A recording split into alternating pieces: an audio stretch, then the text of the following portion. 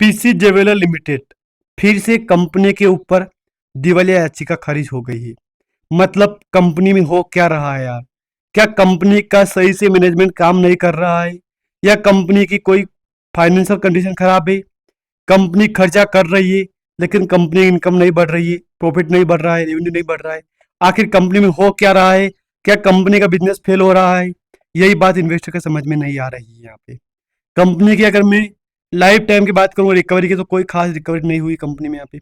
मैं अगर कंपनी के ऊपर कल की बात करूँ, कल मार्केट में, तो कल आपको यहाँ पे 166 लाख के आसपास का वैल्यू वॉल्यूम हुआ था और 20 करोड़ के आसपास की डिलीवरी उठाई गई थी।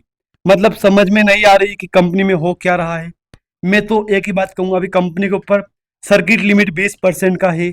मतलब 20% से उम्मीद ये है कि कंपनी कब 40% करेगी, कब 10% करेगी, क्योंकि लोगों की नजरें यही टिकी हुई है। अगर अगर मैं अनाउंसमेंट की बात करूँ कंपनी के ऊपर, तो कंपनी के ऊपर कोई अनाउंसमेंट नहीं है। कब हुआ था? 29 मई को लास्ट अनाउंसमेंट हुआ था, अपडेट आया था यहाँ पे कंपनी के ऊपर। उसके बाद कंपनी के ऊपर कोई अपडेट नहीं है। 25 मई को statement of division of violation का अपडेट आया था यहाँ पे। उसके बाद कोई अपडेट देखने को नहीं मिला है यहाँ पे। खैर काफी इन्वेस्टर ये सोच रहे हैं कि कंपनी में क्या होगा क्या होगा। देखो मैं बात बोलता हूँ आपको, यहाँ पे कंपनी रिकवरी करवा रही है, रिकवरी के मामले में कंपनी तेजी आ रही है, लेकिन कंपनी में तेजी टिक नहीं पा रही है। लास्ट 1 मंथ की बात करूंगा मैं, तो कंपनी का 13 रुपए के आसपास का हाई था, फिर कंपनी 12 रुपए के आसपास आ गई है।